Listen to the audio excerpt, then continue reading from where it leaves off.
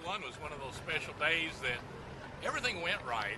I started out, caught a bunch of little fish, had a limit, then I caught a 3-pounder, then I caught a 4-pounder, and I ran a couple other spots, and I got to thinking, I need to go fish that area again. I go back to that spot, and I catch a 7-pound, 12-ouncer, and after that, I caught 3 more 4-pounders, and it was just one of those unbelievable days that you hope you can start every tournament with.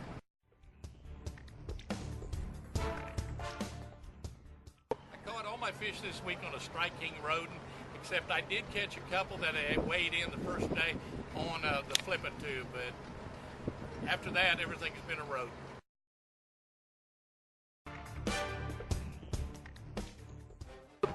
Well, that's what practice is for. You go through a lot of different baits and try to figure out what the fish are preferring, and it depends a little bit on water clarity too. When the water is quite a bit clearer than what it was, I kind of would lean towards the tube, and when it was dirty, I would go to the rodent or towards the jig, and I didn't get many jig bites. And when I'd get in that clear water, I wouldn't get as many bites, so I was kind of keen on dirty water, and I needed a little bulkier bait, and the rodent was the perfect fit to target the quality fish, but yet be subtle enough that I would still get the numbers of bites I needed to get.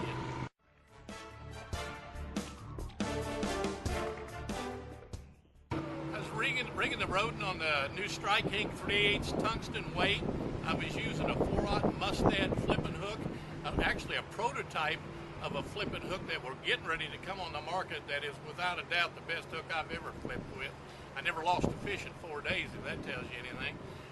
25-pound Seagar InvizX fluorocarbon, American Rodsmith 7.6 perfect flipping stick, and I think the key to a lot of it was the new Ardent F700 flipping reel. Without a doubt, you can whack them so much better than you can with any other reel. It makes a huge difference.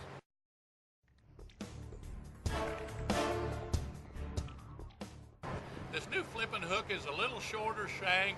It has no flex to it, and it's got bigger barbs where a bait like the rodents stay up real good, and it just absolutely drills them. They're not going to throw this hook. It's designed the way I wish the hook had been designed forever. And I designed a flipping hook several years ago, but the technology's better now. And I had 10 samples to test. And the Grinnell down at the Florida tournaments took 6 of them away from me. And I got hung up in the rocks and lost 1 this week. I'm down to 3 of these hooks, and I'm heading to Toledo Bend. And if they don't give me some more pretty soon, I am going to die.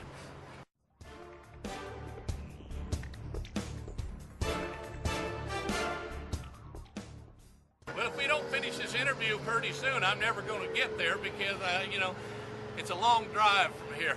But I'm going to pack the same way. I rigged my rods all up when I left home for both tournaments. I've got about 20 rods and reels in my rod locker if nobody's over there stealing them right now. And some of those rods are set up specifically for Toledo Bend. But the lake's low, and until I get there and really get out fishing, who knows what I'm going to need. So practice is practice. We get 3 days, and I will need all 3 days.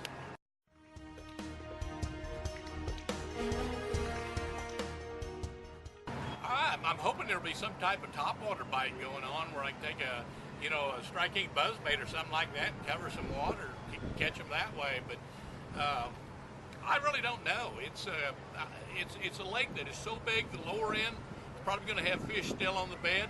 The upper end, you're going to have post-spawn fish. The middle part of the lake, you're going to have a little bit of everything. I don't know how much the grass is up. It's been years since I've been to Toledo Bend, so it's I know nothing about it. I'm going there practicing.